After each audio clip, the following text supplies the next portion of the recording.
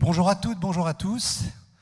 Merci d'être là, nombreux, pour cette table ronde matinale mais passionnante sur la fiscalité verte. Merci aussi, un petit mot spécial pour les élèves de terminale du lycée Sonia Delaunay à Versailles qui nous regardent en streaming. Je vois que la foule arrive à grands pas. Aujourd'hui, nous allons... je vais animer une table ronde sur la fiscalité verte. C'est un sujet sur lequel on a déjà parlé au printemps de l'économie, souvent. C'est un très grand sujet. Il s'agit de se poser la question de savoir comment est-ce qu'on va financer la transition énergétique et le faire sans nuire au reste. Il va s'agir de vérifier que la fiscalité verte soit performante, c'est-à-dire qu'elle ne conduise pas à faire augmenter l'empreinte carbone du pays par plus d'importations. Et il faut que chacun va nous proposer autour de la table ses solutions pour décarboner sans nuire au pouvoir d'achat, sans nuire à l'emploi, sans nuire à la compétitivité et sans nuire, si possible évidemment, aux finances publiques. Je vous présente nos invités du jour en commençant par là-bas. Emmanuel Combet, vous êtes économiste senior à l'ADEME. Et vous êtes chercheur sur les mesures de décarbonation et les inégalités. Jean-Charles Bricogne, vous êtes adjoint au directeur de la Direction des enquêtes de conjoncture et des analyses microéconomiques et structurelles, la DECAMS, à la Banque de France. Vincent Ossillou, vous êtes directeur du département économie-finance à France Stratégie, qui est une agence qui dépend du Premier ministre. Sarah Guillou, vous êtes la directrice du département Innovation et Concurrence à l'OFCE, qui est un think tank et un centre de recherche de Sciences Po. Et enfin, Lionel Fontanier, vous êtes conseiller à la direction de l'économie et de la coopération internationale à la Banque de France. Vous êtes l'ancien directeur du CEPI, avec lequel vous collaborez toujours. Sarah, je vais commencer par vous, parce que la fiscalité verte, on a beau en parler beaucoup, entendre beaucoup de choses dessus, on ne sait pas exactement ce que c'est. Alors, on voudrait que vous nous présentiez qu'est-ce que c'est que la fiscalité verte, à quoi ça sert, comment ça fonctionne, est-ce que ça marche bien en France, et est-ce qu'il y a des pays qui sont plus efficaces que d'autres en la matière? Merci beaucoup Stéphane Marchand, bonjour à tous, merci d'être là à cette heure matinale. Donc je vais essayer effectivement d'être le plus clair possible pour introduire ce sujet ce matin et assez rapide pour laisser le temps aux autres de s'exprimer sur les solutions. Donc j'ai essayé de faire un petit sondage auprès d'économistes collègues pour savoir quelle était leur définition de la fiscalité verte, ou autrement dit la fiscalité écologique. Et vous savez que les économistes ne sont pas toujours tous d'accord, mais là, il y a un consensus quand même sur la définition selon laquelle la fiscalité verte serait en fait l'ensemble des prélèvements obligatoires qui touchent les activités polluantes. Donc jusque-là, tout le monde est assez d'accord. Ensuite, il y a des petites subtilités dans la définition qui vont révéler en fait les objectifs qu'on assigne à cette fiscalité. Alors, il y a des économistes assez classiques, on va dire, qui vont préciser que cette fiscalité, elle vient corriger une défaillance de marché, c'est-à-dire donner un prix à une externalité qui est précisément une externalité négative, qui est la pollution. Et donc, c'est dans une optique dans la tradition de la taxe pigouvienne, vous savez, il s'agit donc de donner un prix à la pollution de telle manière à ce qu'on rétablisse un marché qui puisse prendre en compte l'externalité négative. Et puis, il y a des économistes pas très loin qui vont mettre l'accent sur la caractéristique incitative de cette fiscalité, c'est-à-dire c'est une fiscalité qui cherche à modifier les comportements. Ça, c'est un autre aspect. Alors, c'est très proche de la première définition, mais vous voyez, ils mettent l'accent sur le fait que l'objet, c'est quand même, non pas d'avoir des rendements fiscaux, c'est-à-dire des revenus pour l'État, mais de modifier les comportements des gens. Et puis, il y a une dernière part qui a une approche un peu plus... en tout cas, qui met l'accent sur le fait que cette fiscalité, elle doit pénaliser les activités polluantes. Donc, vous voyez, dans la manière de définir, il y a... C'est important de voir que derrière, il y a une justification qui peut être différente et puis aussi une communication qui peut être différente, parce que c'est soit corriger une externalité, soit être incitative, soit être punitive. Alors, je veux juste noter aussi une chose un peu plus précise, un peu plus technique, c'est que la différence entre une fiscalité incitative et punitive, ça dépend de l'élasticité prix. C'est-à-dire, vous savez que la taxe, elle va modifier les prix relatifs. Donc, elle va modifier les prix relatifs d'une activité polluante relativement une activité moins polluante. Et si les gens sont sensibles au prix, ils vont modifier leur comportement. Et donc, on aura bien une fiscalité qui aura rempli son objet, qui sera incitative, qui va changer les comportements.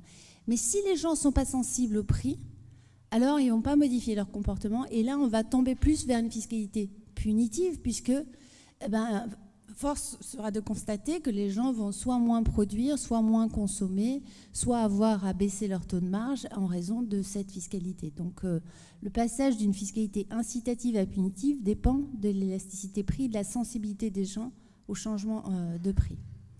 Et je rajouterai 2 éléments aussi de définition qui sont importants pour comprendre l'état de la fiscalité écologique en France, vous allez voir.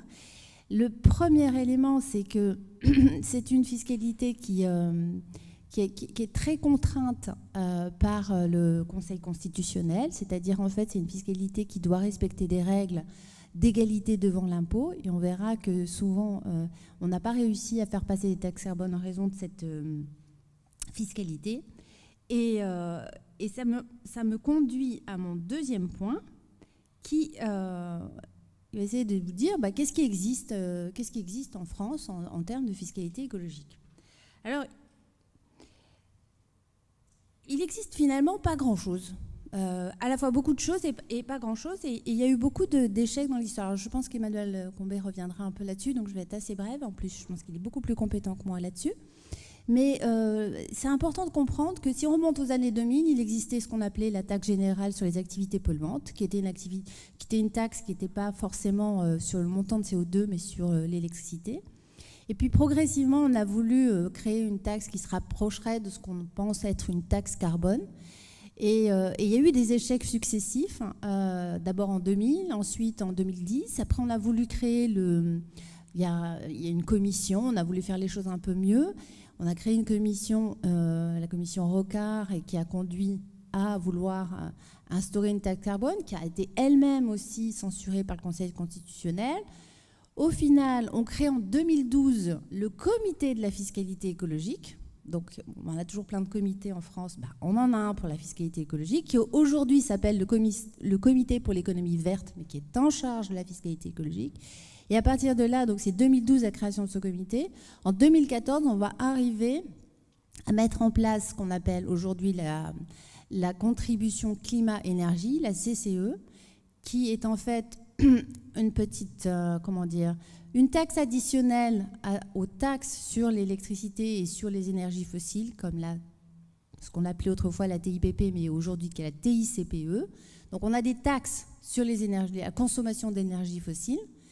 Et la CCE, la contribution climat-énergie, elle est une petite addition sur ces taxes-là. Donc en fait, on a des taxes qui étaient appelées des taxes de rendement, qui créent des revenus pour l'État, et on y a additionné une petite taxe pigouvienne, enfin pas si petite que ça, petite au début, maintenant qui est montée en charge. Et puis après, vous savez, on a eu la crise des Gilets jaunes, et puis cette taxe, elle a été mise, en tout cas, au repos. Enfin, Emmanuel nous en dira certainement plus sur l'évolution à venir. Mais au début, l'idée était d'avoir un prix du carbone à 7 € la tonne de carbone, et l'idée était de monter jusqu'à 100 € en 2030 la tonne de carbone.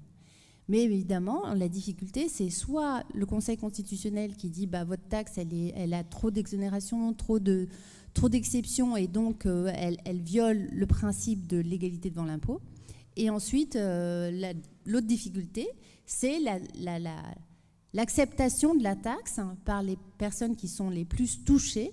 Et donc, on a un problème d'équité et de non-progressivité de la taxe, c'est-à-dire qu'elle va toucher de manière inégale les personnes les plus modestes. Donc on a des difficultés à mettre en place cette taxe carbone. Donc ça, c'est pour ce qui existe. Et donc je voudrais juste finir sur le fait que, étant donné alors il y a une autre taxe quand même qui existe aussi en dehors de cette CCE, là, contribution climat-énergie, qui est récente. C'est l'éco-contribution qui est imposée au transport aérien et qui a été mise en place en 2020 et qui touche les prix des billets d'avion. Donc ça, c'est la deuxième, je dirais, source de cette taxe écologique qui existe en France. Et l'Eurostat donne la France place la France en la 18e position en termes de revenus de la fiscalité écologique en proportion du PIB, ce qui n'est pas une position très honorable, mais en même temps, ils sont tous très très proches, les pays européens, en termes de pourcentage. Les pays du Nord étant un peu plus dans le haut du classement. Donc pour finir, étant donné ces taxes, donc, on a quand même 3 défis à relever pour définir une fiscalité écologique. Le premier défi, c'est un défi d'équité, c'est-à-dire de faire en sorte que ces taxes qui sont potentiellement régressives soient de telle manière que soit on prévoit un système de compensation pour les gens qui subissent le plus fortement la taxe, mais il faut arriver à rendre ces taxes acceptables par les plus modestes, et donc on a un problème d'équité à penser.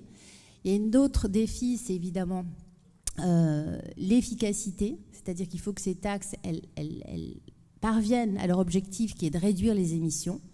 Et là, on peut questionner évidemment la question de la compétitivité, la question du fait que si vous taxez, vous allez aussi peut-être augmenter les importations et affecter votre production. Donc, on parlera peut-être aussi de ces questions de compétitivité. Donc, il y a des défis majeurs qui se posent à la définition de ces taxes et qui vont certainement être relevés par mes collègues. Merci Sarah. Avant de passer la parole au deuxième intervenant, 2 petites choses. La première, c'est que vous pouvez poser des questions aux intervenants, et je dirais même vous devez poser des questions, en utilisant le hashtag qui est quelque part sur la slide là-haut, je pense. Et puis les questions m'arriveront sur mon téléphone. Et deuxièmement, je m'excuse, mais j'ai oublié de me présenter. Je m'appelle Stéphane Marchand et je suis directeur de la rédaction de Pour l'Écho, qui est un magazine économique, pour vous, fait pour vous exactement. Je me tourne maintenant vers Vincent Oussillou. Je précise d'abord que c'est vous qui avez eu l'idée de cette table ronde. Et que dans cette réflexion sur la taxe carbone, à la fois le marché carbone européen et la fameuse taxe aux frontières, vous faites figure de dissident très critique sur l'efficacité de ces dispositifs. On est donc très heureux de vous écouter. Qu'est-ce qui ne va pas dans les dispositifs et qu'est-ce qu'il faut changer? Alors, comme Sarah vient de l'exposer, nous avons un enjeu absolument fondamental, puisque bien évidemment, il faut mieux inciter les entreprises à investir dans la décarbonation et qu'aujourd'hui, ça n'est pas encore le cas, malgré le fait que nous avons quand même un système de taxation carbone en Europe plus élevé que dans les autres pays. Et clairement, nous savons qu'en France, les émissions carbone ont diminué, mais notre empreinte carbone, donc en tenant compte des importations, elle a augmenté parce qu'en fait, en pénalisant la production en France et en Europe, on dope les importations et souvent, beaucoup viennent de pays encore plus carbonés. Et donc, ça fait monter les émissions au niveau mondial. Et nous savons que ça, c'est complètement contradictoire avec nos objectifs. Donc, clairement, nous avons un enjeu de trouver une manière de beaucoup mieux inciter les entreprises à investir dans la décarbonation et également un enjeu pour les consommateurs de mieux s'orienter vers des produits moins carbonés. Et aujourd'hui, nous n'avons pas l'information. Quand on cherche à acheter un produit, on n'a pas l'information exactement sur quel produit est moins carboné. Et de ce point de vue-là, une différence fondamentale, plutôt que de taxer les énergies carbonées à la source lorsqu'on les utilise, parce que lorsqu'on fait ça, ça veut dire qu'on pénalise la production sur notre territoire. En revanche, bien évidemment, on ne taxe pas les énergies carbonées utilisées dans la production des produits qui viennent des autres pays. Et ça, c'est un enjeu absolument fondamental. Et clairement, là, une possibilité, c'est justement de taxer le contenu carbone des produits finis de grande consommation finale. Donc les produits pour lesquels les consommateurs ont les choix d'aller vers, par exemple, un paquet de pâtes moins carboné par rapport à un paquet de pâtes plus carboné, d'aller vers un vélo moins carboné par rapport à un autre vélo moins carboné, d'aller vers un téléphone portable moins carboné par rapport à un autre téléphone portable. Il faut pouvoir avoir cette possibilité. Et de ce point de vue-là, si on a le prix du produit qui dépend en fait du contenu carbone du produit, ça sera quand même une bonne incitation.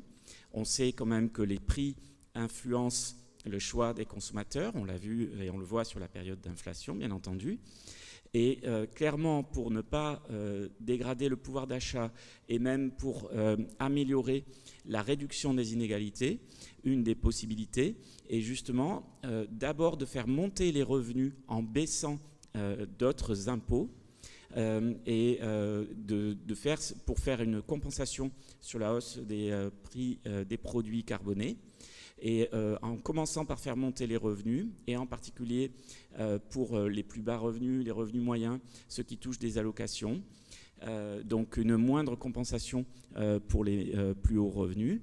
Et de ce point de vue-là, donc à la fois, ça fera gagner en pouvoir d'achat, puisque la compensation obtenue sera maintenue, même si le ménage choisit d'aller acheter des produits moins carbonés. Et du coup, de par exemple prendre plutôt le train que plutôt l'avion. Et de ce point de vue-là, la compensation et la hausse des revenus sera positive pour le pouvoir d'achat. Donc.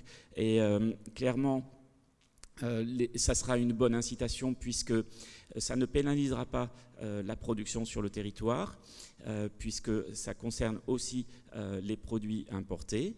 Et donc, on sait en plus qu'en France, nous avons un mix énergétique moins carboné, donc ça renforcera à la fois notre compétitivité, notre attractivité.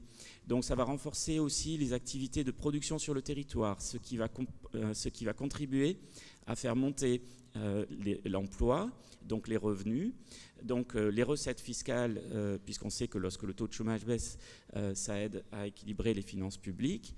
Et clairement, ça sera une bonne incitation aussi pour nos partenaires de décarboner, puisque quand même, sur le marché français, ils auront une incitation à ce que leurs produits soient moins carbonés. Dans un premier temps, au niveau national, bien entendu, ça n'est pas très puissant, mais ensuite, ça pourra se développer au niveau international. Par ailleurs, pour la mise en œuvre, comme on sait que c'est, dans un premier temps, compliqué de calculer le contenu carbone des produits lorsqu'on tient compte, et il faut tenir compte de l'ensemble de la chaîne de production, pas juste de l'assemblage du produit, mais c'est l'ensemble de la chaîne de production, y compris le transport et d'autres activités.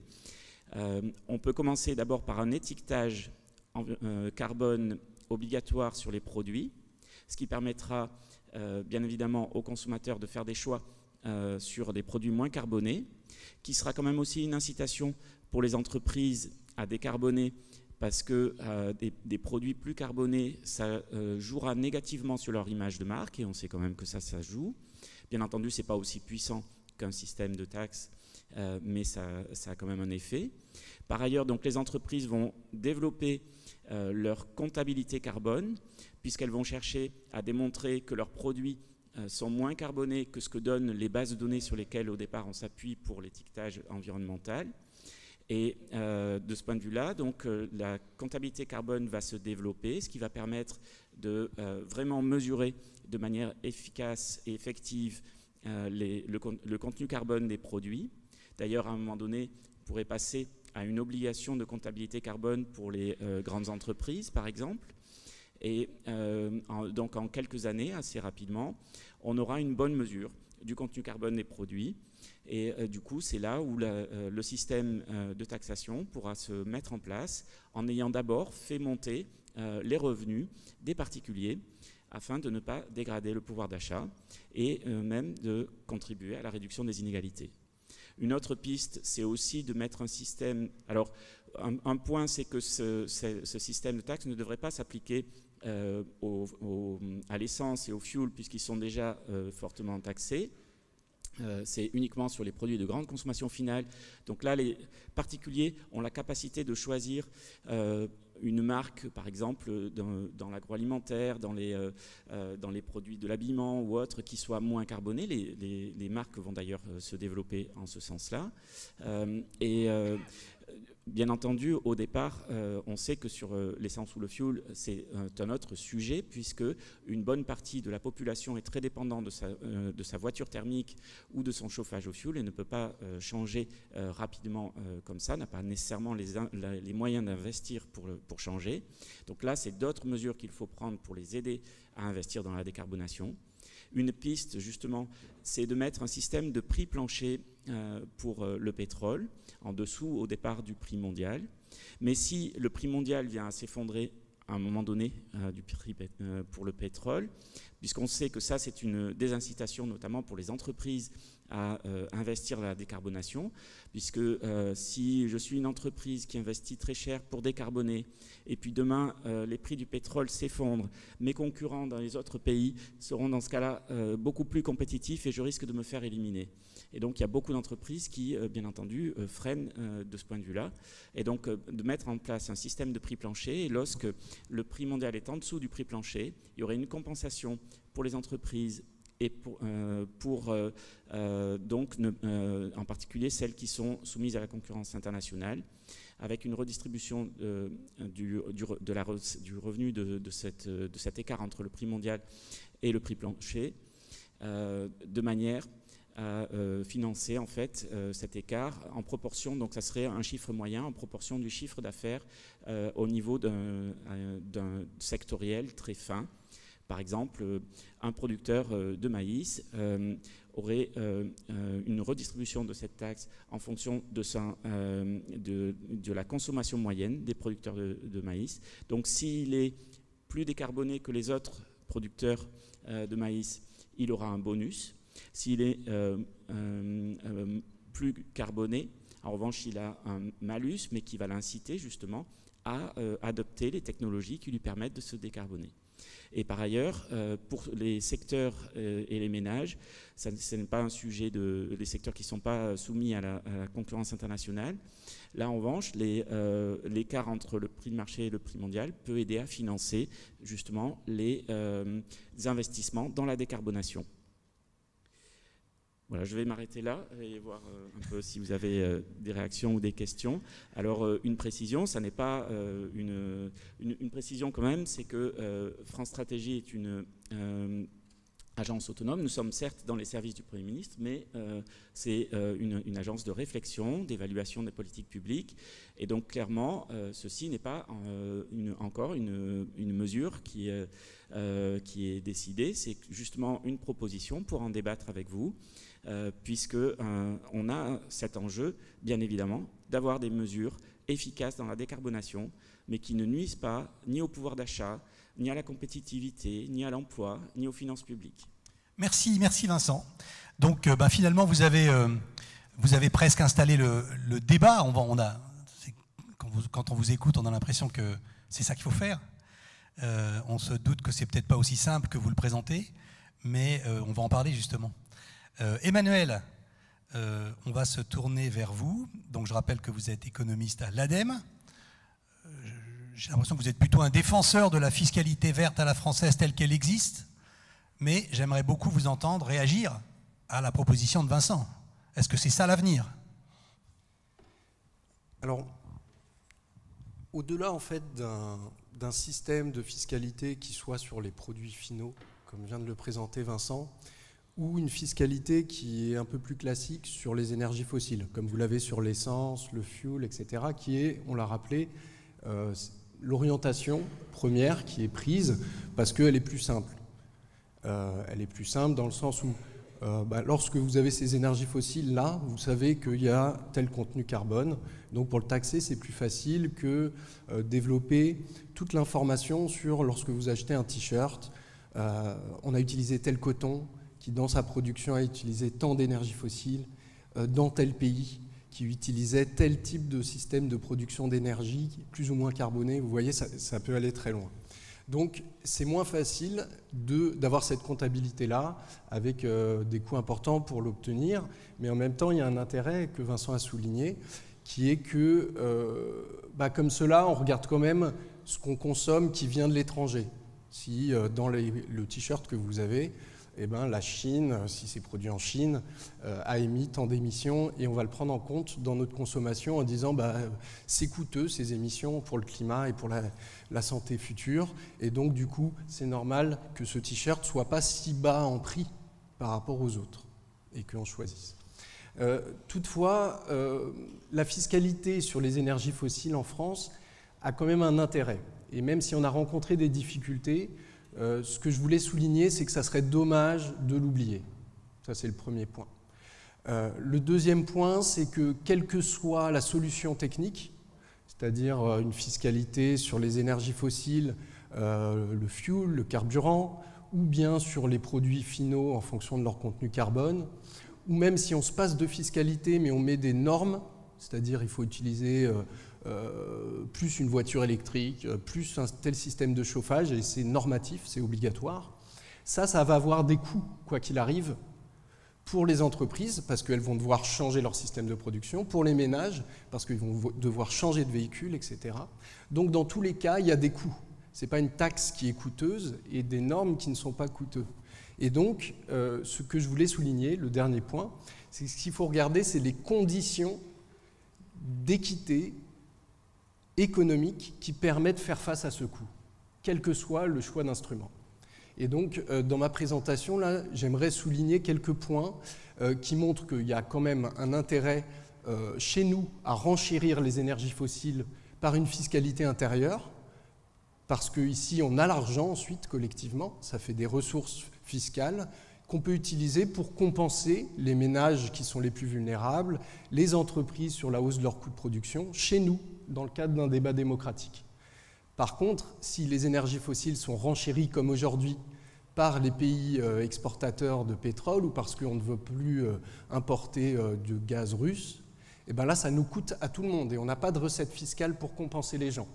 Et on le voit aujourd'hui, on dépense 45 milliards, on prévoit de dépenser 45 milliards l'année prochaine en bouclier tarifaire et les 10 centimes d'euros qu'on vous rend à tout le monde lorsque vous achetez de l'essence à la pompe, ce qui n'est pas très visible mais qui coûte très très cher à la collectivité. Alors le point important pour compenser, et il y a des difficultés pour compenser les ménages qui sont vraiment les plus vulnérables, parce que l'idée c'est qu'on va devoir faire face à ce renchérissement des énergies fossiles, mais certains peuvent y faire face, et peut-être qu'il ne faut pas donner 10 centimes d'euros aux plus riches ou à ceux qui peuvent y faire face, que c'est légitime qu'ils payent un peu plus cher leur essence. Mais par contre, comme l'a dit Vincent, certaines personnes n'ont pas accès à des transports en commun proches de chez eux, ou alors ils ont des horaires atypiques pour le travail, ils travaillent la nuit, et il n'y a pas accès à ces transports en commun. Et certains ont des distances à parcourir plus importantes et n'ont pas accès à des logements dans les centres-villes qui coûtent trop cher pour eux. Donc ils le vivent comme étant une contrainte sans marge de manœuvre pour s'en sortir et utiliser moins leur voiture, par exemple. Et donc, l'important, c'est de cibler, pouvoir différencier ces aides. Pas donner des aides à tout le monde qui coûtent trop cher pour la collectivité. Ces 45 milliards, on les paye par ailleurs tous sur nos impôts. Ce n'est pas l'État qui les paye, qui nous donne quelque chose. On se le paye nous-mêmes. Et pour cibler ces ménages-là, je pense qu'il faut aller dans une direction plus décentralisée des aides, parce qu'aujourd'hui, l'État donne des chèques énergie en fonction du revenu, pour les bas revenus uniquement, mais ne prend pas en compte dans ces aides si vous avez un transport en commun ou pas, si vous avez une alternative. Et pour voir cela, ça dépend beaucoup de où vous vivez, quel type d'habitat vous avez, si votre maison elle est efficace énergétiquement ou pas. Et ça, c'est pas très lié à votre niveau de revenu. Si vous avez une alternative en transport en commun, c'est plus la géographie qui joue. Et donc, pour cibler ces ménages-là, eh bien, il faut qu'il y ait, à mon sens, des aides qui soient organisées et gérées plus au niveau des collectivités territoriales et des partenaires sociaux, c'est-à-dire les syndicats et les entreprises, par rapport aux besoins de déplacement pour aller travailler. L'idée là derrière, c'est qu'on ne compense pas toutes les consommations d'énergie fossile, parce que toutes ces consommations d'énergie fossile vont au-delà de besoins essentiels pour se déplacer, pour aller travailler ou se chauffer à un niveau minimum. La compensation légitime, il me semble, c'est celle qui touche ces besoins essentiels. Et que le temps qu'on n'ait pas d'alternative à utiliser des énergies fossiles, ceux qui sont contraints économiquement et qui n'ont pas ces alternatives, pour ces besoins essentiels uniquement, ont une aide et un accompagnement le temps de cette transition. Ceci permettant à ce que les autres payent plus cher les énergies fossiles pour diminuer leur usage, sachant que collectivement, cette année par exemple, pour importer les énergies fossiles, on a dépensé 100 milliards. Ces 100 milliards, c'est nos revenus à nous qu'on donne aux pays exportateurs de pétrole. Et on nourrit leurs rentes pour utiliser, comme ils le font, soit pour des usages qui ne sont pas forcément légitimes, on le voit aujourd'hui. La Russie, c'est une des mannes, le fait qu'on leur achète du gaz. Et on peut se dire aussi, dans les pays du Golfe, faire une station de ski indoor à Dubaï, c'est peut-être pas le meilleur usage de nos revenus à nous qu'on leur a donné lorsqu'on consomme du carburant. Donc je pense, pour finir, qu'il ne faut pas oublier quand même le fait que si on laisse nos énergies fossiles chez nous pas chères, on a tendance à en consommer plus parce que c'est pas cher, à en être dépendant à long terme. Et puis toutes les aides pour rénover nos bâtiments, acheter des véhicules électriques sont moins efficaces si par ailleurs les prix des énergies fossiles sont très bas. Moi je travaille à l'ADEME, on donne des aides pour les collectivités et les grandes entreprises pour produire leur chaleur de manière renouvelable. Ça, c'est le fonds chaleur, donc ça c'est des milliards d'euros que la collectivité donne en subvention. Ces subventions sont très peu efficaces, beaucoup moins efficaces dans des temps où les prix du gaz sont bas. Parce que les collectivités décident plutôt d'utiliser du gaz pour faire de la chaleur que d'utiliser le fonds chaleur qui doit être augmenté très largement si les prix sont bas pour être efficace. Et donc, c'est très important, malgré tout, que chez nous, on ait une hausse de ces prix des énergies fossiles, mais qu'elle soit équitable et qu'on ait l'argent. Avec une fiscalité, l'intérêt, c'est qu'on a l'argent dans le pays pour pouvoir redistribuer. Et comme j'ai été un peu long, je ne vais pas développer du côté des entreprises, mais pour les entreprises, c'est pareil, ça augmente leur coût de production, et donc il faut aussi atténuer. Et avec l'argent d'une fiscalité carbone, comme l'a dit Vincent, on peut diminuer d'autres prélèvements obligatoires, par exemple sur les coûts du travail. Et des entreprises vont payer un peu plus cher l'énergie, mais un peu moins cher les embauches, et vont être moins désincitées à ne pas embaucher, ce qui est bien pour tout le monde, et pour le revenu des plus modestes également. Et par ailleurs, il y a quand même certains secteurs qui sont très dépendants, la pêche, les routiers, ils n'ont pas d'alternative à utiliser des énergies fossiles.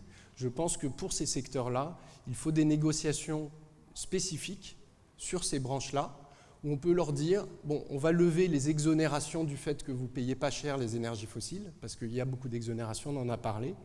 Le Conseil constitutionnel avait censuré la taxe carbone parce qu'il y avait ces exonérations. Il faut lever ces exonérations progressivement, mais en contrepartie, leur donner des aides avec des jalons qui leur permettent à moyen terme de sortir de la dépendance des énergies fossiles et qu'ils respectent. C'est la conditionnalité de ces aides sur ces secteurs. Merci Emmanuel. Donc effectivement, on voit un peu la différence entre vous et Vincent. Vous avez une vision un tout petit peu plus, je dirais, traditionnelle de la fiscalité verte. Vous insistez beaucoup sur les inégalités, peut-être plus que sur la compétitivité des entreprises, mais c'est un choix qui vous honore. On va passer maintenant à Jean-Charles. Jean-Charles, vous avez beaucoup étudié la littérature économique sur la fiscalité verte, dont vous allez nous en parler, parce que c'est important de faire de l'échange de connaissances ici, et puis surtout avec le public que nous avons aujourd'hui. Et puis, vous allez nous parler, vous avez aussi étudié beaucoup l'étiquetage possible.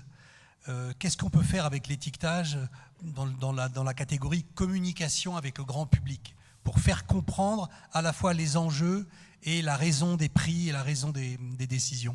On vous écoute. Merci beaucoup. Alors peut-être juste une précision préliminaire. Ce que je vais dire n'engage pas la Banque de France ni Paris 1 où j'enseigne en tant que prof associé, mais bon, ça, je pense que ça allait de soi. Malgré tout, je vais normalement pas dire trop de bêtises, donc de toute façon, ce sera pas trop compromettant. Alors normalement, j'avais des slides, j'ai 4 slides, si éventuellement pas. Merci. Alors peut-être juste à titre préliminaire, donc effectivement, comme l'a dit Stéphane, je vais essayer de retranscrire ce que la littérature, les exemples étrangers peuvent nous enseigner. Alors dans ce premier slide, en fait, j'indique ce qu'on peut attendre des écolabels. Alors les écolabels, Stéphane en a parlé, c'est l'idée d'avoir une étiquette qui vous donne une indication. Quand vous achetez de l'huile d'olive, un vêtement ou un autre bien, est-ce qu'il y a un contenu CO2 relativement élevé ou pas? Alors il peut y avoir bien sûr des fondements économiques sur cette idée. Le premier fondement qui est à dire l'intersection de l'économie et de l'écologie, c'est dire qu'en tout cas, si on se positionne en France, les échanges extérieurs ont un impact sur le climat, la biodiversité. Un certain nombre de biens qui sont importés ont un contenu en CO2 qui est plus élevé que si on le produisait chez nous. Et il y a d'ailleurs des travaux qui sont aussi menés pour voir ce qu'impliquerait une relocalisation en France de certaines productions et qui conduirait effectivement, d'une part bien sûr à plus d'embauches et aussi à de moindres émissions de CO2. Mais c'est un travail en cours INSEE Banque de France, donc je ne vais pas trop anticiper sur son résultat. Deuxième élément, ça a été dit, communiquer sur le contenu carbone, ça permet aussi de mieux informer le consommateur et d'inciter les entreprises les moins vertueuses à s'adapter. Et d'ailleurs, en termes d'information du consommateur, ce serait intéressant si je devais faire une interro surprise aujourd'hui en vous demandant combien de tonnes de CO2 on émet par habitant et par an en France, et ça s'adresserait aussi aux personnes autour de la table. Je pense que la diversité des réponses serait intéressante à analyser. Alors la réponse, c'est à peu près 7 tonnes si on prend un chiffre avant le Covid, parce que le Covid a été une période un peu particulière. Mais 7 tonnes par habitant et par an, on se dit 7 tonnes, ça fait quand même beaucoup, ça fait 20 kilos par jour. Et donc, mais ça donne un petit ordre de grandeur après pour estimer quand vous achetez un pack de lait ou une chemise, finalement, quand on donne le nombre de grammes ou de kilos de CO2, est-ce que c'est beaucoup ou pas? Mais évidemment, l'étiquetage va aider à avoir des repères. Et à l'inverse, si vous n'avez pas d'étiquetage, si un producteur s'obstine à ne pas avoir d'étiquetage, on peut se dire que c'est pour de mauvaises raisons. Et donc, il y a un effet de stigma. On va se dire, comme pour le Nutri-Score, s'il ne l'affiche pas, que ça ne doit pas être terrible. Et donc, on peut se dire qu'a priori, il ne faut pas consommer ce bien.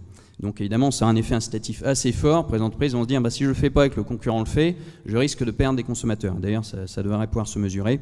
Et d'ailleurs, il y a des producteurs comme Mano Mano, l'exemple avait été pris dans une note par Vincent, qui commencent à étiqueter ses produits. Et d'ailleurs, je pense que ce sera une source intéressante pour les chercheurs. Moi-même, à titre personnel, j'utiliserai peut-être pour regarder un peu l'impact de l'étiquetage. On va peut-être passer au slide suivant. Dans l'étiquetage, quand on parle d'étiquetage, finalement, on peut déjà se poser une première question, mais finalement, quel type d'étiquetage il faut adopter? Alors, si on a un étiquetage, comme vous le voyez, avec l'empreinte carbone, avec le pied là, qui est tout noir, qui vous dit le nombre de grammes de CO2 pour une portion de lait, c'est 390 grammes, finalement, on se dit, mais c'est beaucoup, c'est pas beaucoup, enfin, c'est un chiffre, ça donne un ordre de grandeur, mais finalement, c'est pas très informatif. C'est plus informatif si vous avez celui qui est juste en dessous, avec une belle couleur verte. En général, le vert est considéré comme une couleur plus consensuelle que le rouge. Et donc, on va se dire, OK, 315 grammes de CO2 pour une portion de lait, c'est plutôt bien. Donc, si j'achète ce pack de lait, je serai plutôt environment friendly. Donc, il vaut mieux avoir des codes simples et plutôt en relatif. Un niveau absolu ne dit pas grand-chose. C'est plutôt par rapport aux produits concurrents qu'il faut se positionner. Également, c'est plutôt rassurant. Il y a une capacité d'apprentissage du consommateur, même si au début, on ne sait pas forcément très bien combien de CO2 contient tel produit. Au fur et à mesure qu'on achète, il y a de l'information et de la pédagogie, et donc on finit par avoir un effet d'apprentissage. C'est ce que montre un document de travail de la Toulouse School of Economics. Par ailleurs, il ne faut pas l'oublier, pour les entreprises, il y a quand même un coût d'étiquetage. Les économistes en parlent souvent. Le fait de devoir refaire tout le packaging et de devoir faire de nouvelles étiquettes avec le contenu carbone, il y aura quand même un coût au début, ça va pas être à coût zéro. Autre alternative par rapport au petit pied vert là, qui vous indique cette portion de lait est environment friendly, il y a peut-être quelque chose de plus complet, c'est le troisième petit dessin là qui est plus complet puisque vous avez le contenu carbone, l'utilisation d'énergie, l'utilisation de l'eau, parce que évidemment ça va devenir un enjeu aussi, l'utilisation des sols, combien de déchets on rejette, etc., etc. Puis vous avez une note agrégée qui vous dit 8,5 sur 10, donc on se dit ok, ça doit être plutôt un bon produit. Donc là, il y a peut-être aussi éventuellement d'autres informations qu'on peut faire passer en plus du contenu carbone. Autre réflexion, parce que finalement, c'est un étiquetage qui va venir en plus des étiquetages existants. Donc finalement, est-ce que parfois, ça ne va pas contredire le Nutri-Score? J'avais une discussion en aparté avec Emmanuel qui me disait que pour certaines huiles, l'huile d'olive avait un contenu CO2 qui n'était pas forcément extraordinaire, mais le Nutri-Score est plutôt un peu meilleur que d'autres huiles. Donc finalement, il peut y avoir parfois des contradictions. Également, Est-ce qu'il faut se contraindre à mettre un compte du carbone pour tous les produits? Parce qu'il y a peut-être des produits pour lesquels il y a peu d'enjeux. Ça, c'était une réflexion d'un article de Cohen et Vandenberg de 2012. Et puis aussi, il y a une marge d'erreur. Enfin, l'étiquetage ne sera pas une science exacte. Les économistes aiment bien raisonner avec des marges d'erreur, se dire, bon, finalement, c'est peut-être, pour reprendre l'exemple, la portion de lait, 390 grammes, plus ou moins 50 grammes. Et dans ce cas-là, si on affiche la marge d'erreur, peut-être que finalement, il n'y a pas une différence aussi élevée par rapport à un produit concurrent. Parce que quand vous importez depuis un produit depuis un pays comme la Chine, vous avez peut-être les émissions moyennes, mais peut-être que vous importez depuis un producteur qui est plus vertueux que la moyenne des producteurs chinois. On va peut-être passer au slide suivant. Alors, également, autre réflexion, c'est le contenu carbone, en fait, doit s'apprécier du côté du producteur, bien sûr, mais aussi du côté du consommateur. Il faut aller jusqu'au bout du cycle du produit. Et le consommateur n'apprécie pas de la même façon le contenu carbone de sa consommation, du transport, parce qu'évidemment, entre le producteur et le consommateur, il y a le transport, et bien sûr, le contenu de la production, qui est en général celui auquel on pense. Je prends un exemple tout bête. Un bien qui est produit avec 10% d'émissions de CO2 supplémentaires, mais qui dure 2 fois plus longtemps, donc par exemple un marteau que vous allez acheter dans un magasin de bricolage ou chez Mano Mano, finalement, s'il y a 10% de CO2 en plus, mais qui dure 2 fois plus longtemps, finalement, il vaut mieux acheter ce marteau plutôt qu'un autre. Autre exemple que j'ai pris là aussi de Cohen et Vandenberg, un exemple tout simple mais que je trouve intéressant, ils prennent l'exemple de la lessive à froid. Supposons que vous ayez deux producteurs de lessive, un qui produit une lessive qui nécessite de laver à 40 degrés, et l'autre qui produit une lessive un peu plus intensive en CO2 et qui, elle, permet de laver à froid. Alors, laver à froid, normalement, c'est plus respectueux de l'environnement, ça émet moins de CO2, donc si on prend le côté production plus émissions de CO2 de la consommation, normalement, ça va être plus vertueux. D'un autre côté, si le consommateur n'est pas persuadé que laver à froid, c'est bien, et il reste sur ses vieilles habitudes, en disant, non, laver à froid, ça va pas bien laver, donc je vais laver à 40 degrés, finalement, on aura tout perdu. Et donc, il faudrait peut-être avoir une enquête pour savoir quel est le niveau de consommation effective, ou alors est-ce qu'il faut se baser sur la recommandation recommandée, la lessive à froid, en se disant, au bout d'un moment, quelques années, les consommateurs vont finir par s'adapter. Et donc cet exemple tout bête illustre bien le fait qu'il faut vraiment raisonner depuis l'origine jusqu'à la fin de la chaîne de production et de consommation. Alors maintenant, sur le slide suivant, quelques exemples d'impact de la littérature qui peuvent être tirés d'études plus ou moins récentes. Alors il y a une première étude que j'utilise là qui en fait indiquait le contenu, l'étiquetage, à quel point, à quelle intensité les appareils ménagers, notamment les machines à laver, étaient économes en énergie. Donc ça peut être les frigos, les lave-vaisselle, les lave-linges. Et on observait aux États-Unis, donc il y avait une enquête qui était menée en 2009 qui montrait qu'il y avait un taux de pénétration de ces lave-linges, réfrigérateurs plus respectueux de l'environnement car moins consommateurs d'énergie de 40%. On va dire à 40%, c'est beaucoup. Si ce n'est que c'est quand même pas un effet pur, parce qu'évidemment le consommateur, quand il achète son lave-linge, il va certes voir que ça consomme moins d'énergie, donc c'est plus favorable à l'environnement, mais aussi qu'il va faire une économie pour son porte-monnaie. Et donc là on a les deux effets, le côté impact sur l'environnement, puis le côté aussi financier. Et ce qui donne évidemment une perche, qui tend une perche pour dire, mais finalement, le côté financier, l'incitation financière, est sans doute fondamentale. Et c'est ce que montre le deuxième point de ce même slide. Quand on a juste un effet pur de l'étiquetage vert, donc par exemple, vous achetez de l'électricité, donc là aussi c'est une étude américaine en 2010, et que vous avez la possibilité d'acheter une énergie plus verte par rapport à une énergie plus intensive en carbone, mais il n'y a pas d'incitation financière, l'électricité est aussi chère, finalement on se rend compte qu'il n'y a que quelques pourcents de consommateurs qui changent leurs habitudes. Donc finalement, entre 40 et quelques pourcents, on voit sans doute que le facteur financier joue un rôle prépondérant. Et donc ça effectivement justifie d'avoir peut-être des mécanismes style bonus-malus, et je pourrais y revenir dans la deuxième période si on a juste quelques minutes. Mais en tout cas, effectivement, sans doute que la fiscalité et les incitations financières sont fondamentales pour changer les habitudes. Malgré tout, l'étiquetage est quand même utile. Il y a d'autres enquêtes qui ont été menées sur des biens de consommation qui peuvent être un petit peu originaux. Par exemple, il y a eu des achats de roses, les roses qu'on peut acheter pour la Saint-Valentin, avec des roses bas carbone ou des roses un peu plus intensives en CO2. Alors, est-ce que c'est le fait que ce soit pour la Saint-Valentin, que les gens ont des meilleures intentions? Il y avait un effet. Il y a d'autres études qui, là aussi, portaient sur l'énergie. Il y a beaucoup d'études sur l'énergie qui montraient en fait les conclusions suivantes, qui semblent assez intuitives, à savoir que malgré tout, il n'y a pas un comportement unique.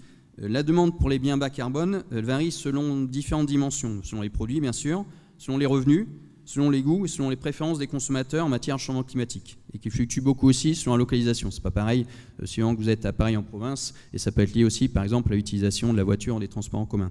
Et donc ça indique aussi qu'il y a sans doute un travail de pédagogie à faire. Si ça dépend des revenus et peut-être d'autres facteurs aussi, l'éducation, peut-être que éduquer le public, et ce sera le dernier mot sur cette présentation, en permettant un étiquetage carbone, va permettre de mieux appréhender et de mieux comprendre ce qu'on consomme, et il y aura de toute façon cet effet vertueux d'avoir cet effet pédagogique, peut-être d'embrayer sur l'étape suivante, comme la taxation par exemple. Je vous remercie. Merci Jean-Charles. Lionel, je me tourne vers vous. Vous avez tout écouté soigneusement. Vous avez entendu la proposition de Vincent Ossillou, vous avez entendu tous les intervenants. Pour vous, quelle est la meilleure façon de fiscaliser tout en maintenant l'équité, la compétitivité, le pouvoir d'achat, etc. Voilà, merci. Donc bonjour à toutes et tous. Je suis ravi d'être là et donc d'avoir un public de jeunes étudiants et étudiantes. Comme Jean-Charles, j'indique que ce que je vais dire n'engage pas la Banque de France. Voilà, mais seulement moi-même, surtout si je dis des choses un peu décapantes par moment. Alors, je vais commencer, puis ça fait 45 minutes qu'on parle, donc il faut ralentir un petit peu, respirer. Normalement, votre temps d'attention est échu. S'il y a des professeurs dans la salle, ils savent que là, c'est mort de toute façon. Il n'y a plus rien à dire. C'est pour ça qu'on m'a fait parler en dernier. Donc, parce que c'est le moment où vous n'écoutez plus. Donc, je vais quand même essayer d'attirer votre attention en disant des choses assez, disons, carrées, systématiques, etc., qui pourraient donner lieu à beaucoup de débats, chacune d'entre elles. Alors, je voudrais d'abord revenir sur le titre que vous voyez sur le transparent qui s'affiche à l'écran. Je ne vais pas le relire, vous l'avez sous les yeux. Alors, ce titre me pose un problème en tant qu'économiste. Les économistes, en effet, savent qu'il faut respecter donc, l'égalité entre le nombre d'instruments et le nombre d'objectifs, pour le dire simplement. Donc, si vous avez un instrument, avec cet instrument, vous atteindrez un objectif. Et puisqu'on a parlé de bricolage, si vous avez un marteau, un marteau, ça sert à taper sur les clous, mais si, comme moi, il vous est arrivé d'avoir une vis à visser pendant le week-end, avec un marteau, ça ne marche pas. Donc ça, c'est un principe fort en économie. Quand vous avez un instrument, vous atteindrez un objectif. Et donc là, avec l'instrument qui s'appelle fiscalité verte, dont je vais y reparler, on voudrait décarboner, ne pas nuire au pouvoir d'achat, ne pas nuire à l'emploi, ne pas nuire à la compétitivité, ne pas nuire aux finances publiques. Et bien même dans ce formidable magasin de bricolage qui semble avoir les faveurs de tout le monde, je ne sais pas si on a des outils qui savent faire tout ça. Et donc je pense que cet outil, qu'il s'appelle fiscalité verte ou autre, n'existe pas. Il n'y a pas un outil qui permet de faire tout ça à la fois. Il ne faut pas se raconter d'histoire. Si on veut décarboner, ça va coûter un peu d'argent. Et donc ça va coûter un peu d'argent, ça va coûter un peu de pouvoir d'achat. Si on s'y prend mal, ça va coûter de l'emploi. Si on s'y prend très mal, ça va coûter de la compétitivité. Et de toute façon, ça va coûter aux finances publiques. Donc il faut admettre cette idée qu'il n'y a pas de solution miracle. Si d'ailleurs il y avait une solution miracle, elle aurait déjà été trouvée, par exemple par nos amis américains, qui sont très malins, comme vous le savez, qui sont très organisés, qui ont beaucoup d'économistes, tout aussi bons que les nôtres, et qui ont mis en place des mesures qui, avec l'ARE, qui sont très critiquées en Europe. Et donc, il y a beaucoup de gens en Europe qui pensent que ce n'est pas ça qu'il fallait faire. Les Américains pensent que c'est ça qu'il fallait faire, mais beaucoup d'Européens pensent que ce n'est pas ça qu'il fallait faire. Donc, il n'y a pas de consensus pour dire qu'il y a une méthode miracle pour arriver au résultat. Alors, pour rester toujours dans les généralités, mais c'est utile pour recadrer un petit peu le débat avant les questions, je vais prendre un exemple qui vous touche tous et toutes, qui est l'exemple des distributeurs de junk food dans les lycées. Enfin, ce qu'on appelle les distributeurs de boissons, de soft drink, enfin voilà, de boissons gazeuses, de bars énergisantes, etc. Et donc, pour des raisons d'externalité, on a parlé tout à l'heure d'externalité, il y a une externalité à ces distributeurs de junk food, c'est que ça ruine votre santé future. Donc, vous ne me croirez ou pas, mais les médecins le disent en tout cas, donc peut-être qu'ils ont raison.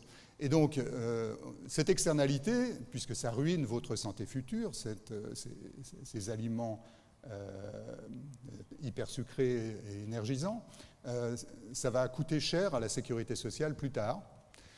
Ça va coûter cher d'une façon générale à la société, parce que certains d'entre vous ne pourront plus aller travailler parce qu'ils seront obèses, qu'ils auront des problèmes de dos, etc., etc. Donc tout ça, évidemment, vous fait très très peur, hein, parce que vous êtes bien informés, mais la question, c'est comment convaincre tous les lycéens qu'il ne faut surtout pas les mettre une pièce dans le distributeur de junk food. Et donc là, on rejoint la discussion que nous avons ce matin. Il y a en fait, et les économistes réfléchissent comme ça, deux façons de procéder.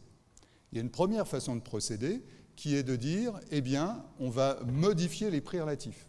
Et donc, modifier les prix relatifs, on va mettre une taxe sur les bouteilles de soft drink qui tombent du distributeur.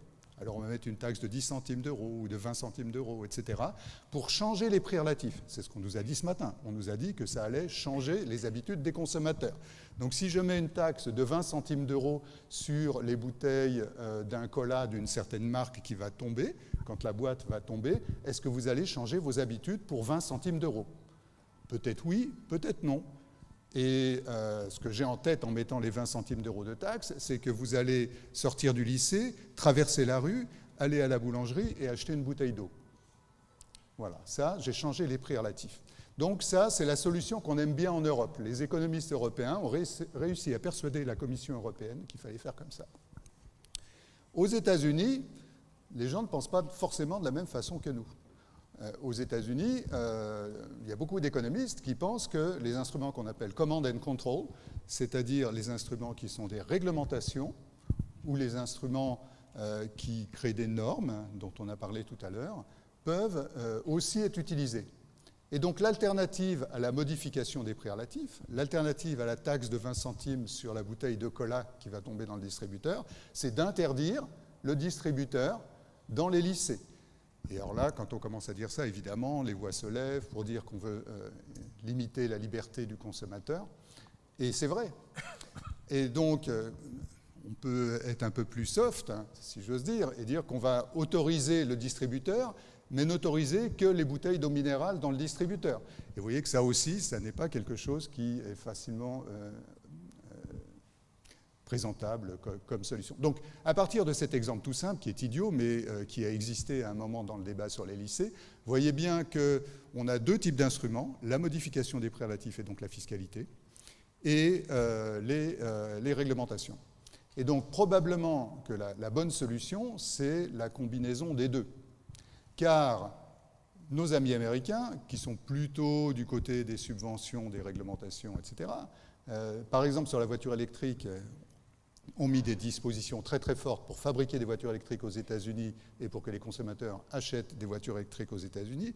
Et les simulations montrent que, quand bien même ce programme marcherait très bien, à l'horizon 2030, nous aurons quelque chose comme, il y a une fourchette là encore, puisque c'est des économistes, entre 40 et 60% de voitures électriques neuves achetées aux États-Unis. Parmi les voitures électriques neuves, il y aurait encore 40% au minimum de voitures qui seraient des bons SUV américains qui consomment 20 litres d'essence. Alors même qu'il y a toutes ces aides qui sont très critiquées en Europe, etc. Qu'est-ce qu'on a fait en Europe? Pour une fois, la Commission européenne n'a pas écouté les économistes. En Europe, on a dit on va faire une chose très simple. En 2030, eh bien, les voitures seront des voitures électriques. Et donc, toutes les nouvelles voitures doivent être des voitures électriques. Alors après, il y a eu un petit débat que vous avez entendu, puisque une société allemande qui fabrique des voitures de luxe a poussé ses pions et a essayé d'expliquer que l'essence synthétique était une solution. Voilà. Donc, il est probable que si vous achetez une voiture de sport de cette marque allemande, vous pourrez continuer à avoir une voiture à essence synthétique. Et pour l'instant, l'essence synthétique coûte 7 € le litre. Mais quand vous pouvez acheter cette voiture, 7 € le litre, finalement, ça n'est pas très cher. Et donc là, on rejoint le problème des inégalités dans une dimension qui n'a pas été évoquée, c'est-à-dire qu'il y a une partie des consommateurs qui peuvent payer de toute façon, quand vous mettez une taxe, ils paieront de toute façon. Moi, de toute façon, ce qui me fait plaisir, c'est d'aller en vacances sur la Côte d'Azur avec mon Range Rover. Alors, vous pouvez mettre de l'essence à 5 €, c'est pas grave. De toute façon, c'est ça qui me fait plaisir. Et je préfère consommer un peu moins d'autres choses, aller un peu moins au théâtre, me cultiver moins, lire moins, etc., devenir moins intelligent. Mais je préfère aller sur la Côte d'Azur avec mon Range Rover tous les ans. Donc, vous voyez bien qu'il y a une limite à l'utilisation des prix Et donc, il y a aussi une limite à l'utilisation des réglementations, parce qu'on va se heurter à un problème en Europe quand on va vouloir que tout le monde achète une voiture électrique, c'est que les voitures électriques, en dépit des économies d'échelle, d'apprentissage, etc., qui vont arriver d'ici là, seront de toute façon beaucoup trop chères pour la plupart des consommateurs, à supposer même qu'on puisse les produire. Et donc, est-ce que c'est le rôle de l'État donc d'acheter la voiture des consommateurs? Je te laisse la réponse à ça. Je ne suis pas sûr que ce soit la solution. Et je voudrais terminer par un dernier élément pour vous montrer quelles sont les différentes possibilités qui existent. J'ai parlé de la modification des prix relatifs, j'ai parlé des réglementations, et il reste une dernière chose qui était un peu dans l'air dans les discussions et qu'Emmanuel a évoqué d'une certaine façon, c'est la question des infrastructures et de l'organisation de la société, de l'organisation des villes, de l'urbanisme. Qu'est-ce qui peut empêcher des gens comme moi de rouler en Range Rover dans Paris pour aller au travail? Est-ce que c'est une modification des prix relatifs? J'ai déjà expliqué que ça n'était pas nécessairement ce qui allait marcher. Donc qu'est-ce qui pourrait m'inciter à prendre une bicyclette plutôt? Où là, le bilan carbone serait fantastique.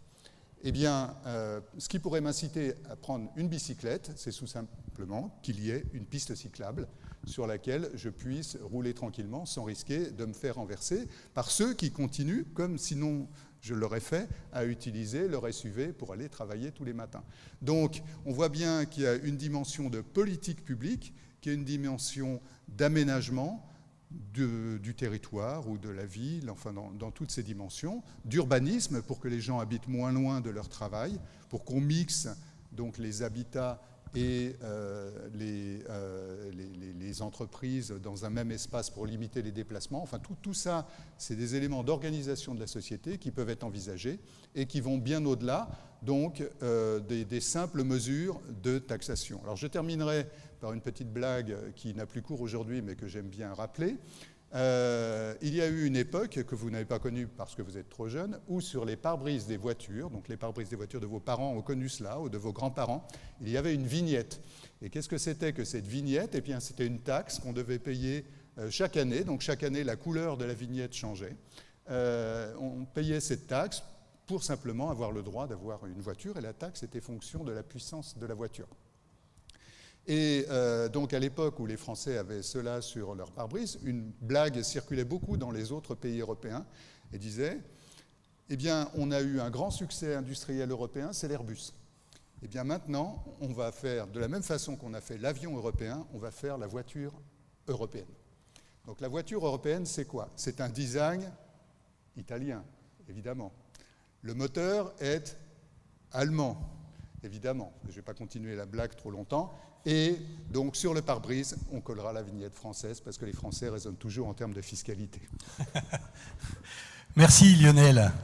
Et bravo pour cette petite pointe d'humour finale. Ce n'est pas si fréquent finalement quand on parle de fiscalité verte. On a des questions du public. On en a pas mal d'ailleurs. On ne va pas pouvoir les prendre toutes, bien sûr. La première, dans l'ordre, une question de Karine, qui n'est pas très claire mais qui est amusante. Pourquoi et comment les pâtes sont carbonées? Qui est capable de répondre très rapidement à cette question? Bien entendu, déjà, la manière dont on utilise les machines pour cultiver le blé qui sert à faire les pâtes, c'est en fonction de leur utilisation du contenu carbone, les pesticides, pour nourrir la terre, etc.,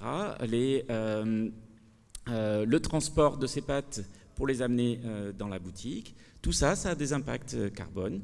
Et donc, en fonction de comment le producteur gère mieux justement ces différents aspects, le paquet de pâtes peut être moins carboné. Et on sait que c'est très important, justement, que l'ensemble de notre système de production, de notre système de consommation se décarbone, parce que sinon, l'humanité est un risque d'être vraiment très sérieusement affectée.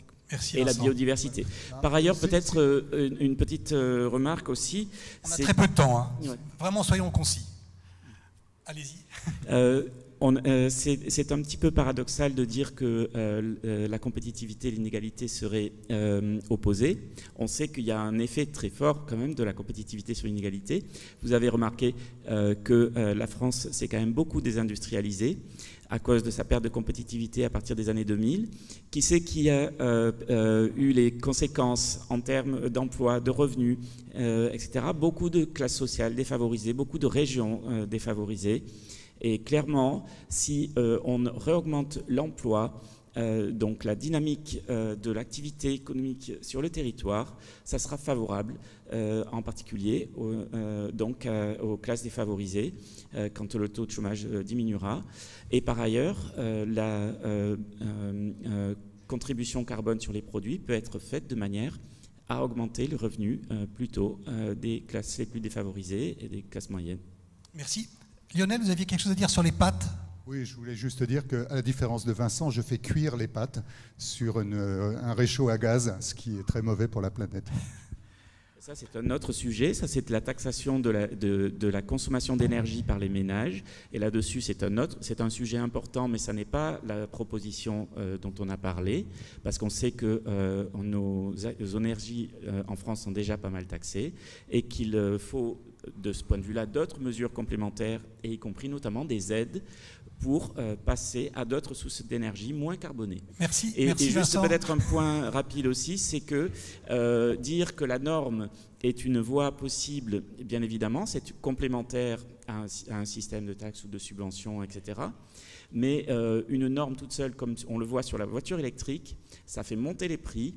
Et du coup, ça bien entendu, fait perdre du pouvoir d'achat. Et par ailleurs, du coup, la puissance publique doit donner des aides pour aider les gens à acheter les voitures. Du coup, ça fait baisser les finances publiques. Du coup, ça fait, en plus, ça fait monter les prix. Donc, ça fait perdre de la compétitivité. Donc, ça dégrade notre croissance. Et donc, clairement, ça dégrade les finances publiques. Or, comme l'a indiqué Lionel Fontagné, il faut bien évidemment beaucoup d'investissements de la puissance publique pour améliorer les infrastructures dans la production d'énergie, par exemple, dans les transports, etc. Et donc, si la dégradation de nos finances publiques du fait de notre perte de compétitivité, eh ben, la puissance publique a de moins en moins de moyens pour faire ces investissements, pour développer les pistes cyclables, par exemple. Ce sera le dernier mot. Merci à tous. On peut applaudir les intervenants et le public.